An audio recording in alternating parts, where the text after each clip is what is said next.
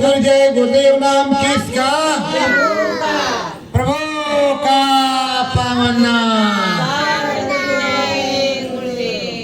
राम नाम की मोती चमके, राम नाम की मोती चमके, अंदर दीप जलाओ, अंदर दीप जलाओ, घाट में बैठे राम प्यारे, घट में बैठे राम प्यारे, उन्हीं के गुण गाओ, उन्हीं के गुण गाओ, सतगुरु स्वामी भेद बतायो, सतगुरु स्वामी भेद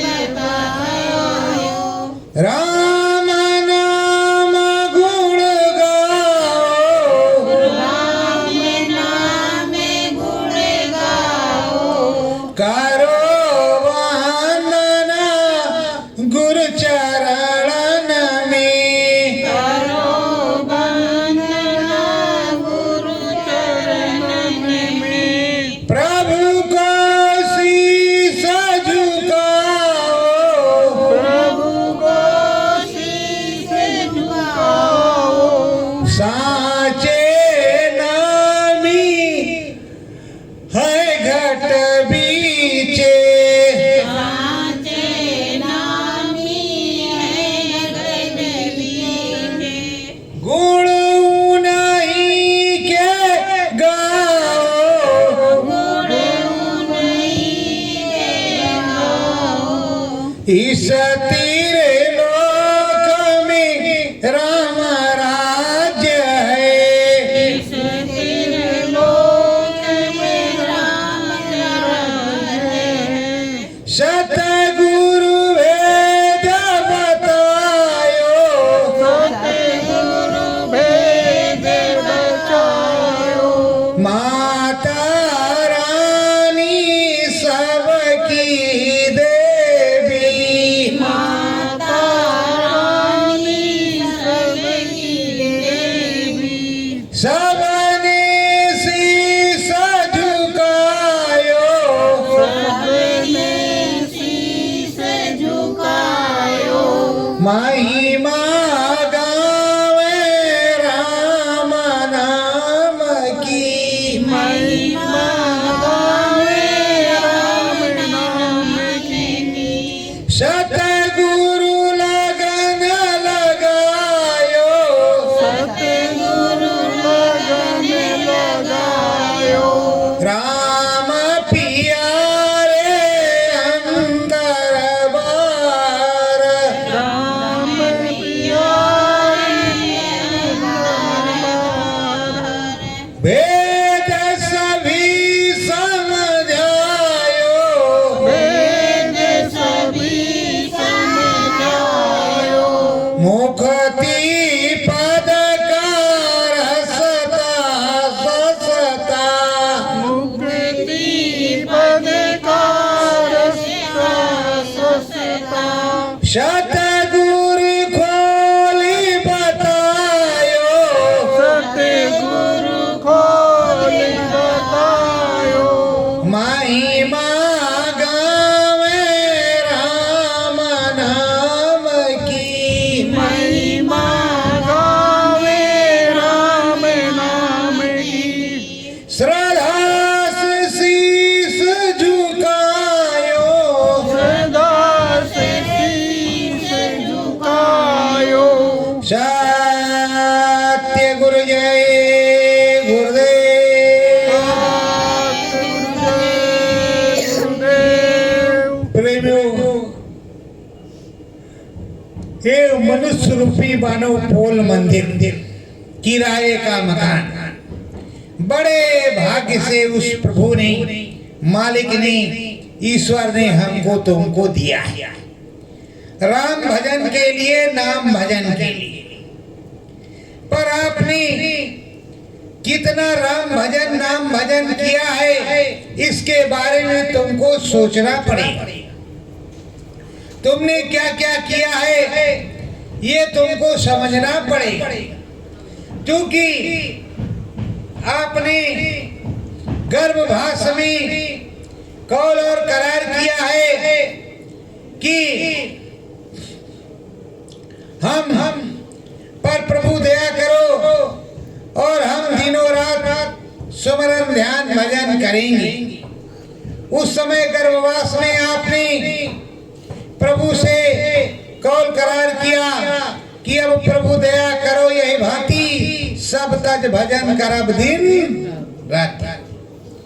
तो अब आप अपनी अंतरात्मा में खोज करके देख करके घूम घुमा करके जाइए और आइए और देखिए कि आपने कितना भजन किया है, भजन किया है या नहीं किया। आपने गर्भवास में माँ के पेट में ही कौल करार अपने प्रभु से, अपने सदगुरु से, अपने स्वामी से, अपने नामी से किया था। पर यहाँ आने के बाद में तुमने कितना भजन किया, कितना नहीं किया। और ये शरीर धीरे धीरे बूढ़ा होता जा रहा है, समय की घड़ी बराबर चल रही है। जब फिर से राम नाम नहीं मिलेंगे तो क्या राम के पास पहुंच पाओगे? तुम्हें मुक्ति मिलेगी राम जी से। तुमने कौल करार किया और कहते गर गुर का भजन किया ना, सत्संग किया ना, 2 घड़िया यमदूत लगा कर तुझको ले जाएंगे, हथकड़ियां कौन छुड़वाएगा। ना गुरु का भजन किया, ना राम नाम का भजन किया, ना सत्संग में गए, तो किया क्या?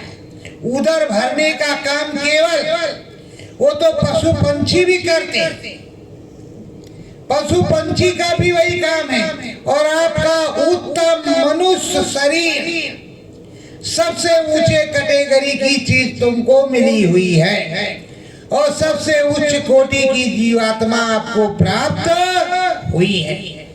फिर अगर उस प्रभु का, परमात्मा का भजन ध्यान स्मरण नहीं किया तो तुमने क्या किया है जीवन में? बच्चे बच्चा तो पशुओं को भी है, तुमको भी है। भोजन की व्यवस्था वो भी कर लेते हैं, आप भी करते हैं, पर भजन तो वो नहीं करते, क्योंकि वो भोग भूमि है, वो भोग योनि है और ये कर्म योनि है। कर्म प्रधान विश्व रचना का, जो जस करे तास फल चाका। तुम कर्म के बंधन में बंधे अवश्य हो, लेकिन जैसा चाहो वैसा कर्म कर सकते हो। और उस कर्म के करने से तुम नाना प्रकार के पुण्य इकट्ठा कर सकते हो, जो स्वर्ग दिलाएगा, वैकुंठ दिखलाएगा, शिवपुरी, ब्रह्मपुरी, रामपुरी दिलाएगा। जीते जी मरने के बाद किसी की चिट्ठी पत्री वहां से आती नहीं कि इनको स्वर्ग हो गया, वो स्वर्ग में गए। ना किसी की आई है ना आगे आएगी। जिसको मिला वो जीते जी। गोस्वामी जी को मिला जीते जी। राम राम रामायण में जो कुछ लिखा जीते जी, जाने के बाद उन्होंने कुछ भी लिखा नहीं। आप भी जो कुछ करोगे जीते जी। और परमात्मा मिलेंगे मन के अंदर, मन के प्रतीत में, प्रीत में, अंदर में सुरत और जीवात्मा और परमात्मा के बीच जो है संधि होगी।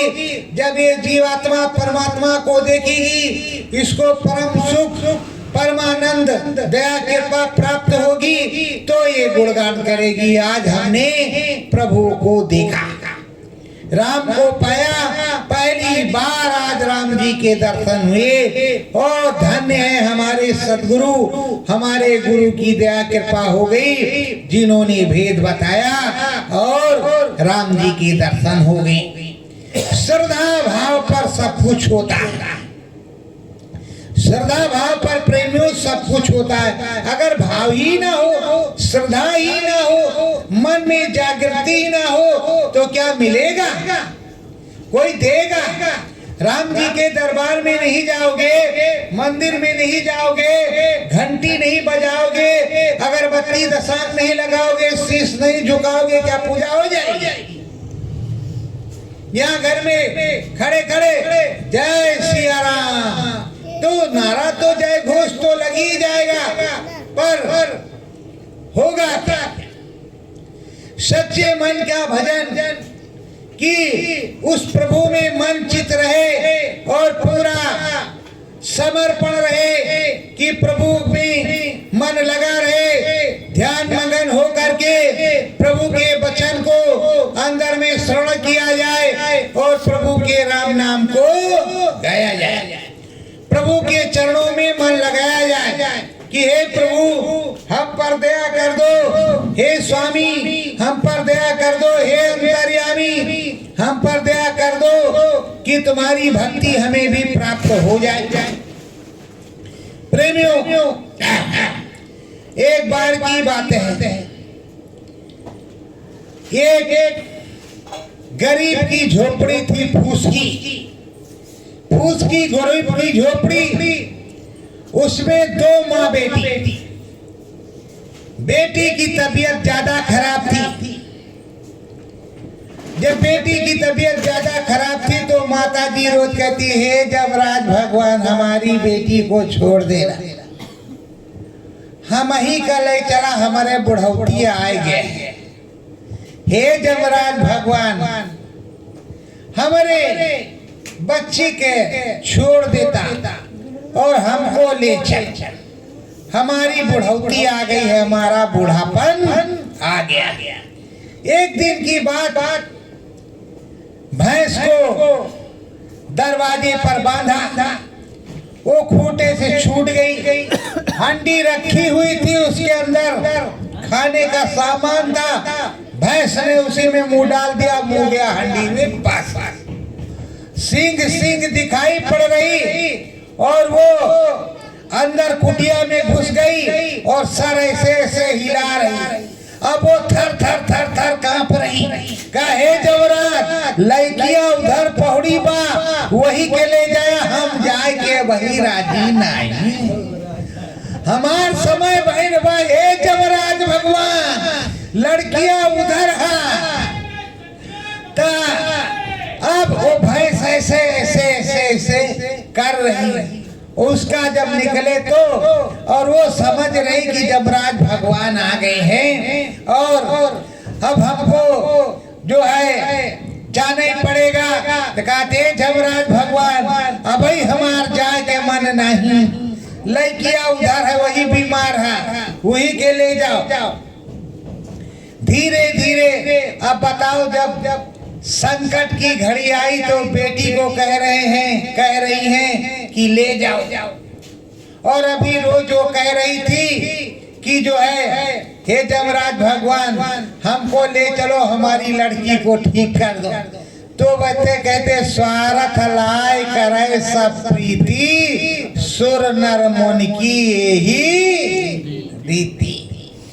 तो प्रेमियों, स्वार्थ के बस, भाव के बस तो भूखा है भगवान, पर स्वार्थ के बस वो भूखा नहीं है। स्वार्थी व्यक्ति को कुछ मिलता नहीं है और स्वार्थ में रहने से परमार्थ भी खराब हो जाता है। तो प्रेमियों, राम जी की श्रद्धा गुरु भक्ति ही देख लीजिए, और किसी को का उदाहरण देने की क्या जरूरत है। राम जी की गुरु भक्ति देखिए, राम जी की पितृ भक्ति देखिए, राम जी का माता पिता का समर्पण देखिए, राम जी का की दया कृपा देखिए, राम जी की महिमान कंपा देखिए, सब कुछ आप राम जी का ही देखिए। अगर सोच रहे हैं कि किसी दूसरे का देखेंगे तो दूसरे का देख करके क्या करेंगे, क्या फायदा नहीं। प्रेमियों, एक समय की बात है जब त्रेता युग था। उस त्रेता युग में राक्षसों की भरमार थी। संतों का हवन पूजन निस्विघ्न निर्विघ्न नहीं हो पा रहा था। उधर प्रभु का जन्म हो चुका था, लालन पालन हो गया था, पढ़ाई लिखाई गुरुकुल में हो गई थी। पढ़ लिख करके वो अब अपने घर वापस राम जी आ गए थे। उधर ब्रह्म ऋषि विश्वामित्र ने अंदर में समाधि लगाया और समाधि में देखा कि राम जी तो पढ़ लिख करके आ गए हैं, अब निशाचरों का नाश और राम जी का स्वयंवर होना चाहिए। अब प्रेमियों, अगर हम कहेंगे कि अगर विश्वामित्र नहीं होते तो राम जी का स्वयंवर तो नहीं होता, तो आप लोग मानेंगे नहीं। क्यों होगा, क्यों नहीं? अरे भाई, जनक ने राजा दशरथ को न्योता तो दिया नहीं था, और इस बात को आप लोग अच्छी तरह से जानते हो नहीं, तो कहोगे कि नहीं होता तो जरूर। अरे वो ब्रह्म ऋषि थे, उनको ब्रह्म ज्ञान था। जो ब्रह्म ऋषि होता है, जो त्रिकालदर्शी होता है, वो प्रभु को देखता है कि वहां पर प्रकट हो गए और प्रभु का ये काम है, वो जाता है। अभी आपको बताएंगे कि क्यों जो है जनक जी ने निमंत्रण नहीं दिया था। प्रेमियों, अब विश्वामित्र मुनि ने अंदर में देखा कि परमात्मा तो प्रकट हो चुका है और निशाचरों का नाश भी होना चाहिए और धर्म की स्थापना भी होनी चाहिए और राम राज्य भी लगना चाहिए। तो प्रेमियों, विश्वामित्र मुनि अपने कुटी आश्रम से धीरे धीरे करते करते चलते चलते अयोध्या आए। जब अयोध्या आए तो अयोध्या में महाराजा दशरथ ने उनका स्वागत किया, सत्कार किया, बैठाया और पूछा, मुनिवर क्या आदेश है? मुनि ने कहा कि महाराज, हमारा यज्ञ जो है वो निशाचरों के द्वारा विघ्न डाल दिया जाता है, यज्ञ पूरा नहीं होता, तो आप दया करके कुमारों को भेजिए यज्ञ की सुरक्षा के लिए। तो कहा, ये जो भरत और शत्रुघ्न है इनको ले जाओ, क्योंकि राम से राजा दशरथ बहुत प्रेम करते हैं, एक मिनट के लिए छोड़ना नहीं चाहते। तो कहा ठीक है महाराज। थोड़ी दूर लेकर के गए और भरत और शत्रुघ्न से पूछा कि बच्चा 6 महीने वाली रास्ता चले कि साल भर वाली? तो कहा, ये महाराज कैसी मामला है, कैसी बात है? तो कहा 6 महीने वाले नदी नाले झरने पहाड़ बड़े बड़े शेर बाघ निशाचर और साल भर वाले में कुछ नहीं। तो कहा साले भर वाली चलो, कौन सी झंझट वाली रास्ते में चलने से क्या फायदा? बस विश्वामित्र उन दोनों कुमारों को लेकर के वापस आ गए। कहा, महाराज हमको वो बड़े वाले दोनों राजकुमार राम लक्ष्मण चाहिए, ये नहीं, इनसे कोई काम नहीं मेरा होगा। और देते हो या शराब देना पड़ेगा? तो कहा नहीं महाराज, ठहर जाइए, हमारी प्रेम और प्रतीति बहुत है राम से, थोड़े दिन के लिए ले जाना, जल्दी वापस लाना। राम जी को दे दिया। जब राम जी चले फिर वही प्रश्न किया विश्वामित्र जी ने राम जी से। राम जी ने कहा, महाराज 1 साल क्यों बिताएंगे, 6 महीने वाले में चलो, जो होगा सो देखा जाएगा। आपकी दया कृपा है गुरुदेव, और हमारा धनुष बाण सब कुछ निष्कंटक निर्विघ्न पार हो जाएगा। तब वो जान गए कि हाँ ये काम अच्छे से कर सकते हैं। फिर वो चले 6 महीने वाले रास्ता में। अब जब रास्ता में चले तो रास्ते में ताड़का मिली तो राम जी को गुरु जी का आदेश हुआ कि इसका वध करो। तो राम जी ने ताड़का का वध कर दिया। आगे पहुंचे कुटिया पर। जब कुटिया पर पहुंचे तो हवन पूजन पूरा करवाया। वहां कई राक्षस आए जिनको अपने सरकंडे के बाण से मार मार करके घायल कर दिया, दूर भेज दिया। किसी को जान से नहीं मारा पर सबको दूर हटा दिया। सारा हवन पूजन हो गया। तब तक मिथिला से निमंत्रण आया कि महाराज स्वयंवर है और उस स्वयंवर में आप सादर आमंत्रित हैं। सीता जी का स्वयंवर है। तो अब वो अंदर से देख रहे भाई अब हम राम जी को और लक्ष्मण जी को लेकर के जाएंगे। तो जब राम जी को ले जाएंगे तो राम जी धनुआ तोड़ेंगे, तब जो है स्वयंवर होगा जैसे गुरु जी महाराज। अब गुरु जी महाराज अंदर में देख लिया कि ये काम ऐसे होगा तो उस काम को उसी तरह करवा रहे। और जिसने देखा ही नहीं, अब प्रेमियों आप ये जानने की कोशिश करोगे कि महाराजा दशरथ को निमंत्रण क्यों नहीं आया, तो सुन लीजिए क्यों नहीं आया। एक बार की बात है, काशी में मंदिर का फाटक बंद हो गया। वो खुल ही नहीं रहा। महात्माओं के कहने से तो कहा भाई धर्मात्मा राजा पुजारी राजा दशरथ जी हैं, दशरथ जी को बुलाइए और वो अनुनय विनय करेंगे और मंदिर में अर्चना पूजा करेंगे तो खुल जाएगा कपाट। काशी से बुलावा आया।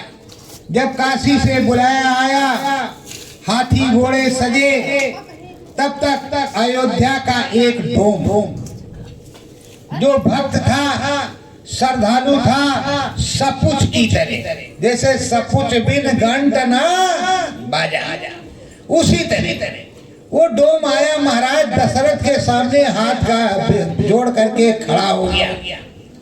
कहा है महाराज हमने सुना है कि आप फाटक खोलने काशी जाने वाले हैं, तो हे महाराज राजकाज कौन देखेगा, आप क्यों कष्ट मोल लेते हैं। अरे हम ही जाएंगे और हम ही जो है प्रणाम करेंगे और प्रभु से गेट खुल जाएगा। महाराज आप चिंता मत कीजिए।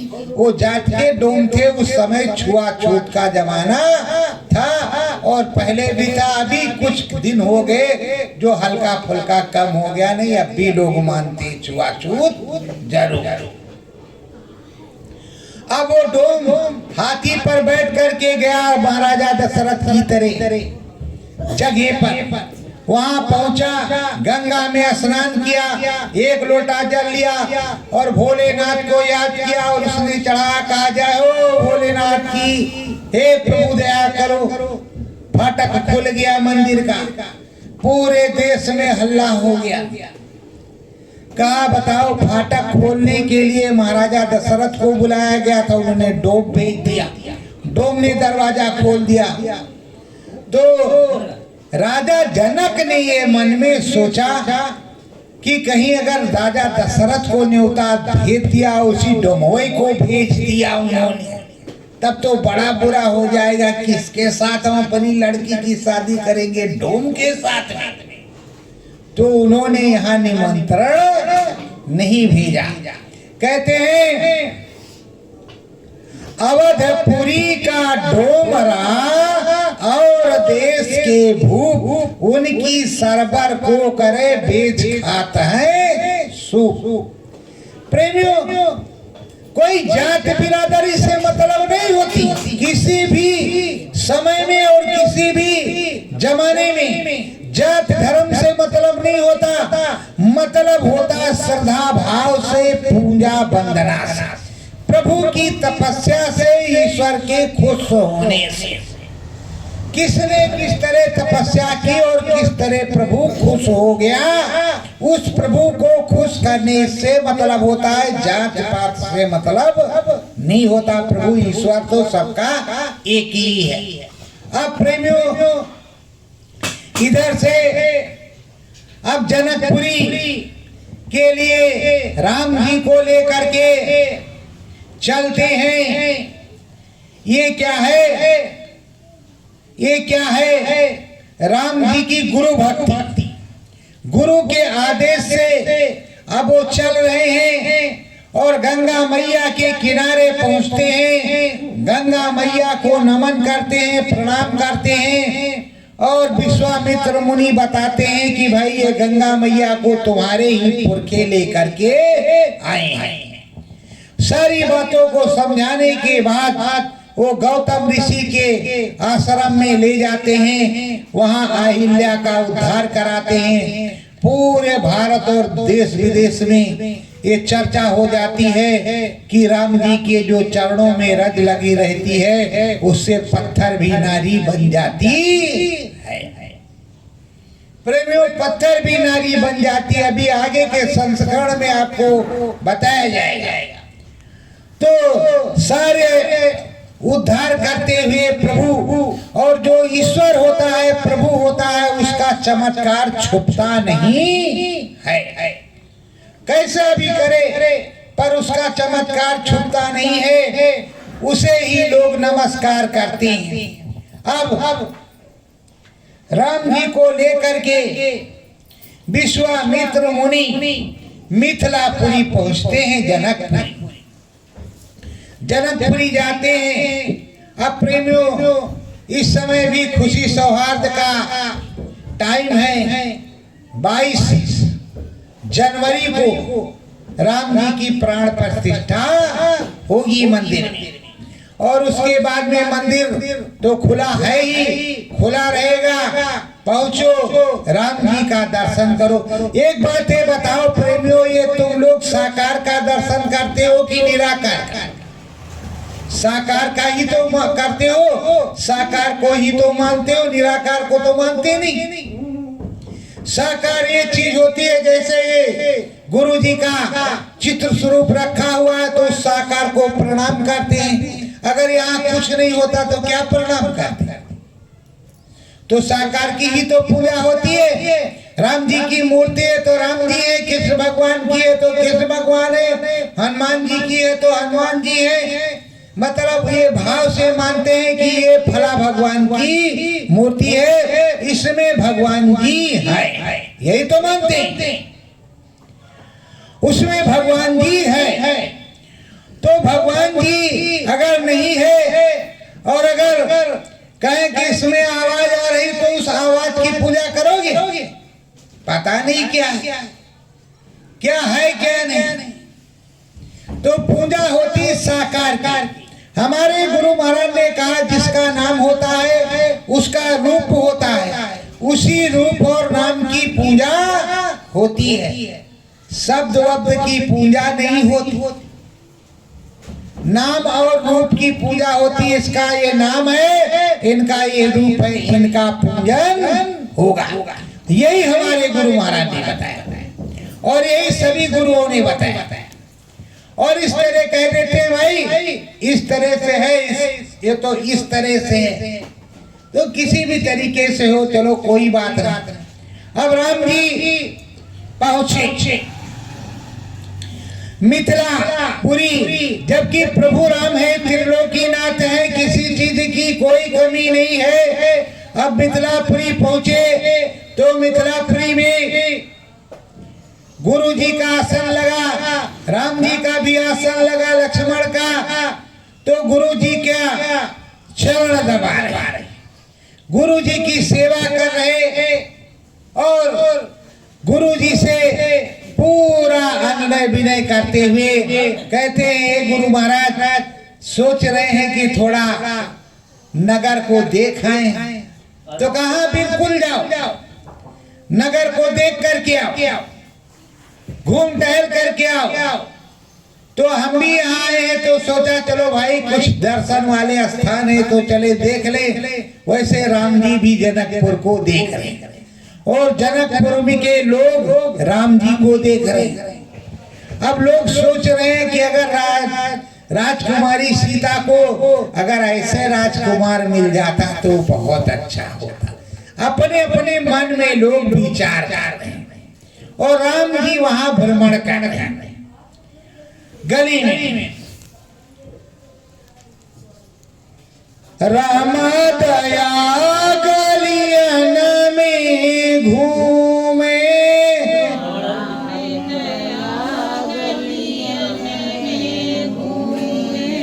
अद्भुत रूप दिखावे,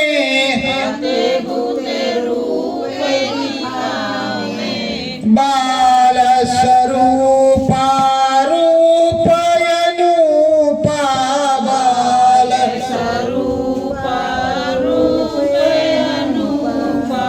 राम नाम सुख पावे,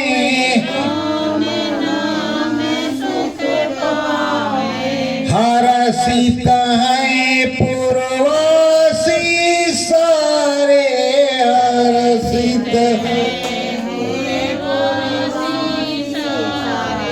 राम नाम मन लावे,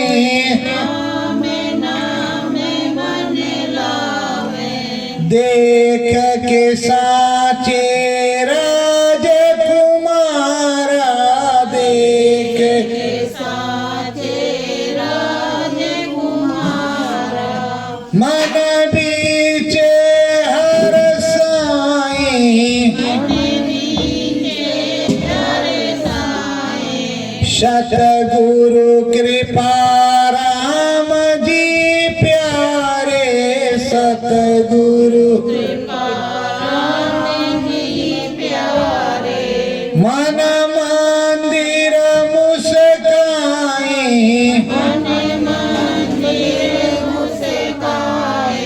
अब राम जी भी मन मंदिर में अपने अंदर अंदर बढ़िया मधुर मधुर मुस्कुरा रहे हैं और घूम रहे टहल रहे। धीरे धीरे करते करते फिर सुबह हुई। सुबह गुरु जी महाराज ने कहा कि हे राम जी, तो कहा हे प्रभु जो आदेश हो बताओ, कहा चले जाओ, वाटिका से फूल ले आओ, पुष्प ले आओ, हमें पूजन करना है। तो कहा ठीक है गुरु जी महाराज। डलिया लिया, छोटी सी राम और लक्ष्मण निकल पड़े, पहुंचे वहां वाटिका में, पुष्प को तोड़ा और पुष्प को तोड़ा तो उधर जो जन्म जन्मांतर के रिश्ते थे फिर से जागृत हो गए। राम जी को सीता जी ने देखा और सीता जी को राम जी ने देखा और विलोक करके और वहां से फूल लेकर के आ गए। अब फूल लेकर के आ गए। फिर यहाँ जनकपुर में उत्सव की तैयारी हो रही। तरह तरह के राजाए निमंत्रण दिया गया है, वो आ रहे हैं और उत्सव की तैयारी है। राम जी के विवाह की, अभी तो राम जी का विवाह हुआ, अभी इसी जाड़े में, बरसात में थोड़ी होता है, जाड़े में होता है। तो प्रेमियों सारी व्यवस्थाएं हो रही, सब राजे महाराजे आ रहे, सब क्या सिंहासन लगा हुआ है। अब महाराजा दशरथ ने उसमें धनुष रखवाया और अपने प्रण का ऐलान किया।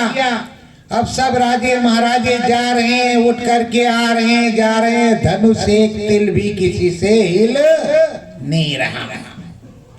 सब आ रहे जा रहे। जब महाराज परेशान हो गए कि अब तो कोई काम होने वाला नहीं, तो उन्होंने व्यंग कसा, कहा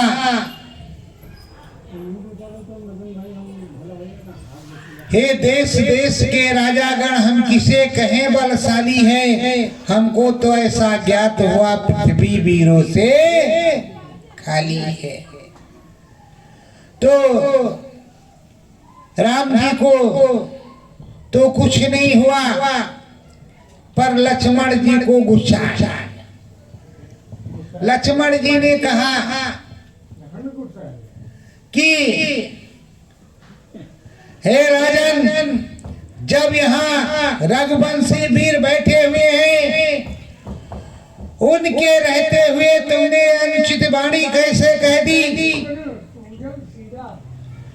कैसे पृथ्वी वीरों से खाली है? अगर मैं चाहूं तो इसको कंदुक के तरह, गेंद के तरह उछाल दूं, तोड़ फोड़ डालूं, तरह तरह की बातें। अब लक्ष्मण जी को गुरु जी महाराज ने कहा, रे बच्चा इधर आओ, शांत होकर के बैठो।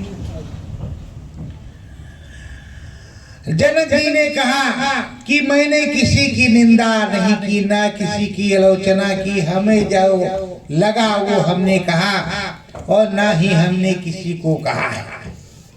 अब प्रेमियों, अभी तक तो दशरथ जी को न्योता गया नहीं, ना राम जी को। गुरु आदेश से ही सारा काम करेंगे कि नहीं करेंगे? जब गुरु का आदेश हो गया, राम जी उठे, धनुए को बरतंचा तड़ाया, धनुआ टूट गया। अब सीता जी ने बरमाला डाल दी राम जी को, राम जी ने सीता जी को। अब प्रेमियों, ये तो हो गया, और उधर परशुराम मुनि जी आए, उन्होंने काफी क्रोध क्रांत किया, और तरह तरह से फिर राम जी ने समझाया, विश्वामित्र जी ने समझाया। जब उनकी समझ में आ गया कि ये राम का अवतार है, तो परशुराम का अवतार चला गया। वो पहाड़ पर भजन करने चले गए। अब बताओ, एक समय में दो भगवान हो गए कि नहीं हो गए? परशुराम और राम, दोनों भगवान। तो कहते राम के 1000 नाम, लाख नाम, कृष्ण के हरि के अनंत नाम, कहो कितनों भगवान हो गए? एक के भगवान 50 भगवान। तो जब भगवान अनंत है, तो किसी भी रूप में दर्शन आप कर सकती, किसी भी रूप में भगवान जी को मान सकते, पर भगवान अनंत है, ये माना गया है।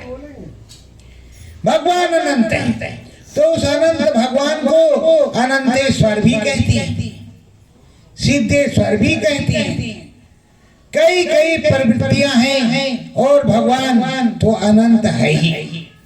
अब प्रेमियों, राम जी से पूछा गया कि भाई अब तुम्हारी शादी होगी, भावरे पड़ेंगी, तो कहा भाई हम तो शादी नहीं करेंगे, हमने जो गुरु जी का आदेश था वो तो किया, पर हम शादी नहीं कर सकते।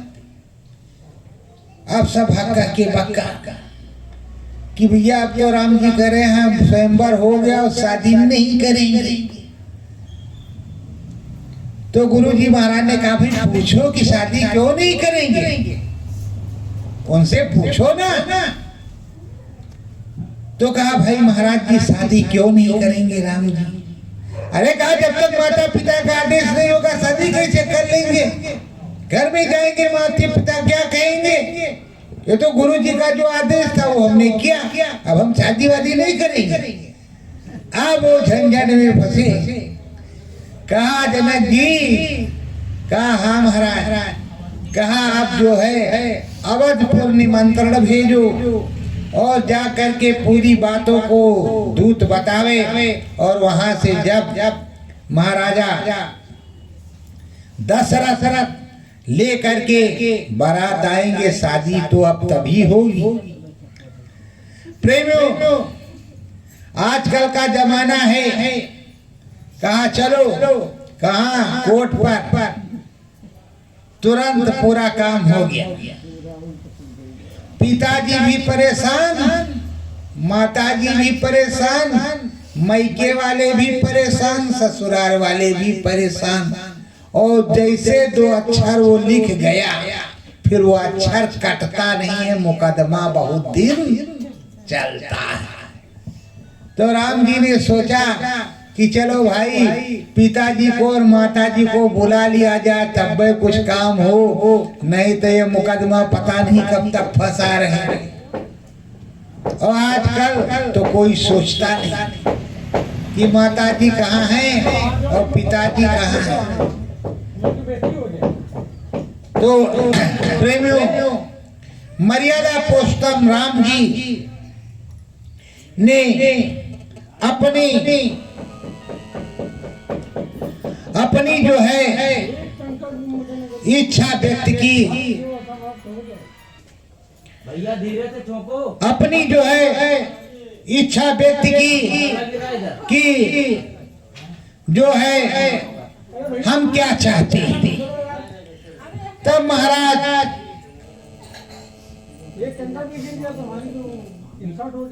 दशरथ पूरी बारात लेकर के आए, बारात लेकर के आए। तो बारात लेकर के आए और सीता का विवाह हुआ, राम जी का विवाह हुआ, राम सीता का विवाह होकर के आया। जब अवधपुर में आए, अवधपुर में मंगलाचार और सब कुछ हुआ और कुछ दिन ही बीता। जैसे राम जी का राज तिलक होने को आया प्रेमियों, वैसे अंदर में बैठी केकई, आप लोग केकई को अपजस लगाते, पर वो त्रिकालदर्शी थी। वो अंदर में देखती थी और ये जानती थी कि ये प्रभु परमात्मा है। वो अपने बेटे से अधिक प्यार राम जी को करती थी केकई। तो केकई ने देखा अंदर में कि अगर राम जी यहाँ अयोध्या में राजा हो गए, यहीं रहेंगे, तो निशाचरों का नाश कैसे होगा, वहाँ ऋषि मुनियों महात्माओं को दर्शन कैसे मिलेगा। रामावतार तो इसीलिए हुआ है।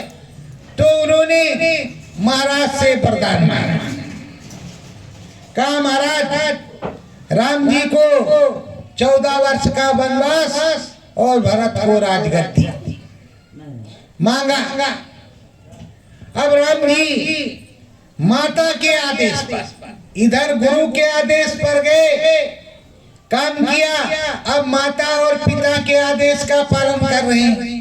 और आजकल के जमाने में बचवा बाजार चले जाए, बाबा चले जाओ, बाजार चले जाना, हमारे पास टाइम खत्म है नहीं। अब राम जी अयोध्यापुरी में बड़ा शोक संताप है कि राम जी वन को जाएंगे, अयोध्या में राज्य नहीं करेंगे। पूरा राज्य विरोधी हो गया कि हम भी राम जी के साथ ही जाएंगे, अयोध्या में रहबे नहीं करेंगे, महाराज अकेले मौज करें, तरह तरह की बातें। अब राम जी चले सुमंत के साथ, तमसा के किनारे आए, रात्रि विश्राम हुआ और चुपचाप से सुमन से कहा कि जैसे ये सो जाए वैसे तुम निकल चलो। और जैसे सब सो गए वैसे राम जी चल पड़े।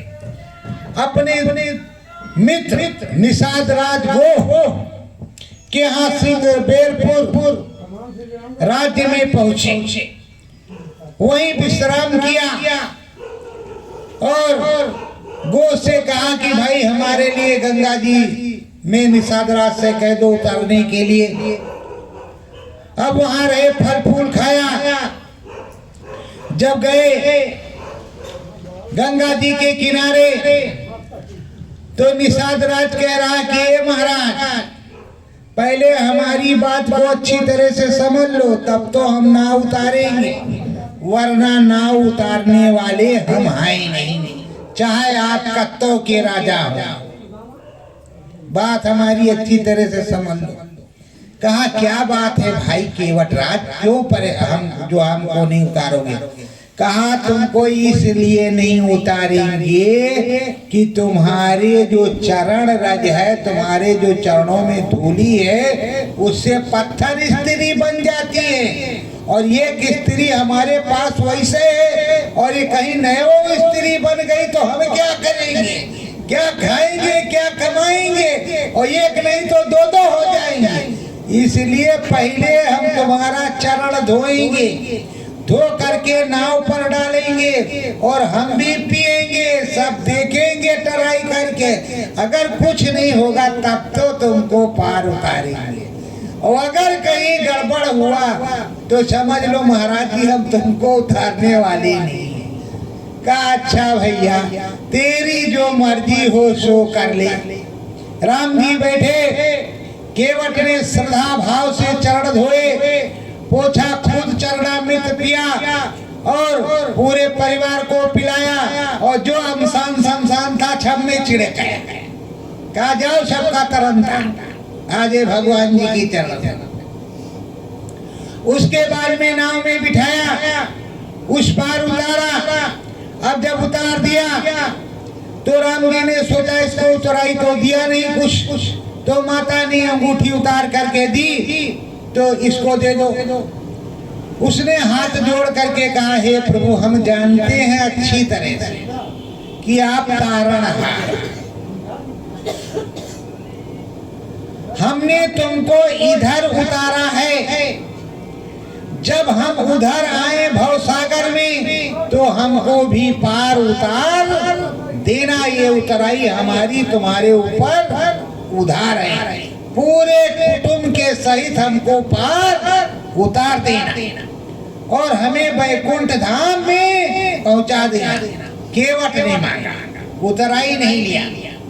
और आप जाते हो मंदिर में क्या कहते हैं, ये महाराज जी लड़कवा के शादी नहीं हो, दया करो, बहुरिया आई है भाई गोद नहीं भाई। ये महाराज जी भाई खेत का मुकदमा है, ये महाराज जी भाई ये काम बाकी है। किसी भी धाम में आप जाते हो कुछ ना कुछ तो मांगते इसी तरह का रहते हो। ये नहीं कहते कि हे प्रभु दया कर दो, खटपट खुल जाए, रोज तुम्हारे दीदार हो, हमें भी मुक्ति मोक्ष प्राप्त हो, परम धाम प्राप्त हो, हम भी तुम्हारे धाम में आए जाएं, तुम्हारा गुणगान करें जीते जी, और जब चलेंगे तुम्हारे धाम में तब भी। पर ऐसा तो कुछ कहती है। गंगा मैया में गए, जय हो गंगा माई की, दया की हो मातारी, गंगा जल ले चलत है घरे, और आज कुछ की हो कि अब की फसलिया 50 मन के नहीं 70 मन के हो जाए, शादी ब्याह है बरकत हो जाए तो ज्यादा अच्छी बात है। हे गंगा माई दया जरूर बनाए रहे। तो प्रेमियों प्रभु ने सब कुछ तुमको दे रखा है, फिर भी आप मांग ही रहे हो, मांग ही रहे हो, मांग ही रहे हो कि हमें देते जाओ, देते जाओ, देते जाओ। और जबकि उन्होंने पूरा लिख दिया है, कर्म विधान विश्व रच राखा, जो जस कीन तास फल। तुम्हारा कर्म बना है, उसका विधान बना है, तुम्हारा प्रारब्ध है, उसमें सब कुछ लिखा हुआ है, फिर भी आप भिखारी हो कि हमें रोटी नहीं मिलेगी। ये बताओ, जब बचपन था तब तो पिताजी थे, उनकी रोटी खाई, जब पिताजी बुढ़े हो गए तो रोटी खिलाई पिताजी को कि नहीं खिलाई। अब अपने बुढ़ापे में क्यों परेशान हो कि रोटी मिलेगी कि नहीं मिलेगी। अगर आपने रोटी की व्यवस्था पहले किया होगा तो तुम्हें रोटी मिलेगी। अगर तुमने अपने माता पिता को रोटी नहीं दिया है तो तुम्हें हो सकता है रोटी ना भी मिले। पिता की सेवा करोगे तो तुम्हें अगर कहा है बैठ जाओ बैठ जाओ। तो एक बार की बात है, बुढ़ाऊ वाली किस्सा थोड़ा सुनाती हैं। एक परिवार था, उस परिवार में मैडम पढ़ी लिखी, सब लोग पढ़े लिखे, और उसमें दादाजी बुजुर्ग थे। तो दादाजी को एक हंडी का छीना जो रहता है नीचे का, हंडी फूट गई थी, मटकी बर्तन, उसका नीचे का छीना, उसी को धो करके रोज उसी में भोजन और पानी उनको मिलता था। बचुआ ने पूछा, हे दादा, ये तुमको थाली है, उसमें भोजन क्यों नहीं देते? थाली है, भोजन क्यों नहीं देते? और ये तुमको इस छीने में क्यों देते? कहा, बच्चा हमारा सब कुछ है इसके अंदर, पर हमको जो है भोजन इनकी पता नहीं क्या मेंटलिटी है, इसमें देते। कहा, ठीक दादा। कल जब फिर भोजन देने लगे तो बचवा खड़ा हुआ, कहा, ए दादा, डंडा हमार देख ला। कहा, का बात बचवा? का छीना फोटे ना, जब तक जिंदा रहना है छीना फूटने ना पाए, क्योंकि इसी में हम पिताजी को देंगे। अगर फूट गया तो कहाँ चलाएंगे, पैसा लगेगा, फूटने न पावे। कहा, ठीक है बच्चों, फूटेगा नहीं। बेटा के कान खड़े हो गए, सुबह थाली आ गई, छीना गायब हो गया। तो जब बेटा कहेगा तो बाप के गाल पर थप्पड़ लगेगा, और जब तक बाप कहेगा तब तक कोई थप्पड़ लगने वाला नहीं है। तो प्रेमियों, राम जी गंगा जी के किनारे खड़े हुए हैं सिंहबेरपुर में, और उस सिंहबेरपुर से धीरे धीरे मैया सीता और राम जी और लक्ष्मण भैया धीरे धीरे प्रयागराज की तरफ जाते हैं। उस समय कोई ये ट्रेन प्लेन तो थी नहीं, पैदल या घोड़ा, पैदल या घोड़ा यही था। और रथ बग्घी इसी तरह की पालकी सवारी हुआ करती थी, ना कोई मोटर था ना मोटर साइकिल थी। प्रेमियों, अब पैदल धीरे धीरे चलते चलते राम जी भरद्वाज मुनि के आश्रम में पहुंचे। आश्रम में संदेशा दिया कि अयोध्या के महाराजा दशरथ के कुमार और उनकी पुत्रवधू जो है आपके दर्शन के लिए आए हैं। राम जी गए, भरद्वाज मुनि ने श्रद्धा से बुलवाया, बैठाया। राम जी गए, बैठे और चरण वंदना की, दंडवत किया और सारी बात बताया कि हे प्रभु, हमें वनवास मिला है, तो हम ये चाहते हैं कि आप कोई ऐसा स्थान बता दें जहां हम रह करके तपस्या कर सके, किसी से हमारा कोई लेना देना ना हो। तो भरद्वाज मुनि ने कहा कि हे राम, तुम जमुना पार कर जाओ और जमुना पार करके चित्रकूट चले जाओ। आज भी चित्रकूट है, तब भी चित्रकूट था, नाम उसका चित्रकूट था। अब चित्रकूट चले गए। जब चित्रकूट चले गए,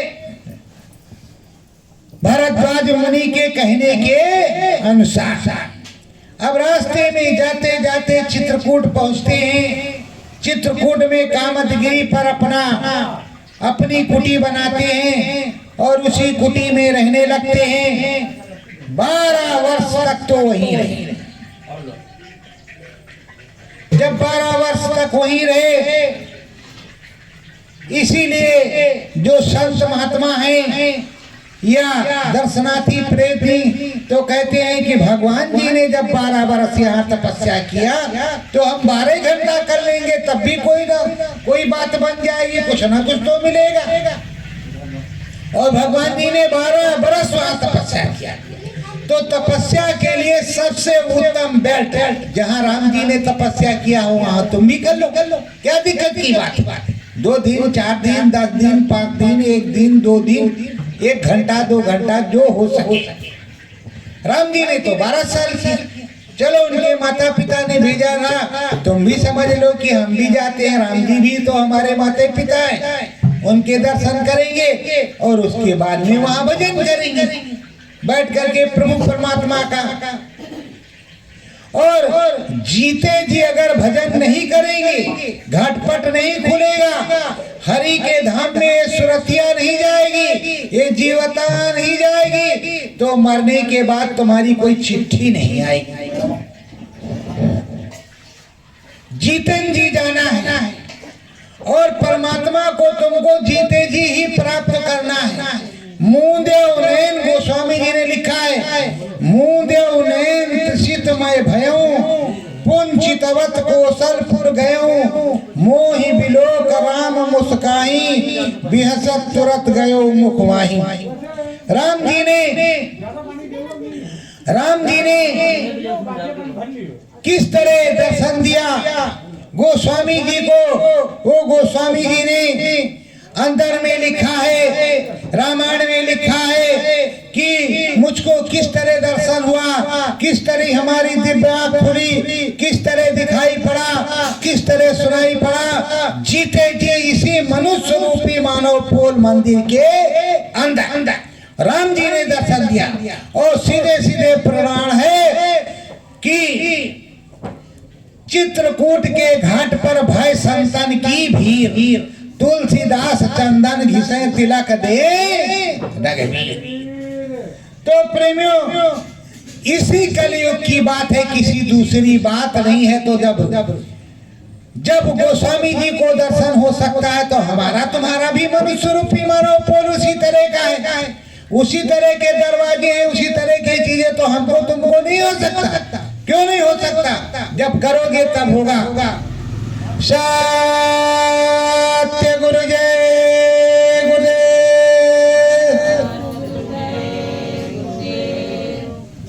राम दया मन मंदिर बरसे,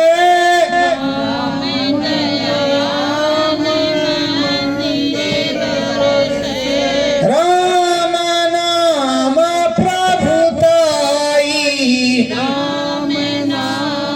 प्रभुताई, घटपट खुले राम दर्शन हो, घटपट खुले राम दर्शन हो, दरस परस रघुराई, दरस परस रघुराई। दया करे ये मोरे रघुबीरा, दया रघुवीरा, परम धाम मिली जाई, परम धाम मिल जाई। हंसा पहुँचे स्वर्ग लोक में, हंसा पहुँचे स्वर्ग लोक में, राम कथा रहो गाई, राम कथा रो गाई। दया में हर होए सच सतगुरु की दया।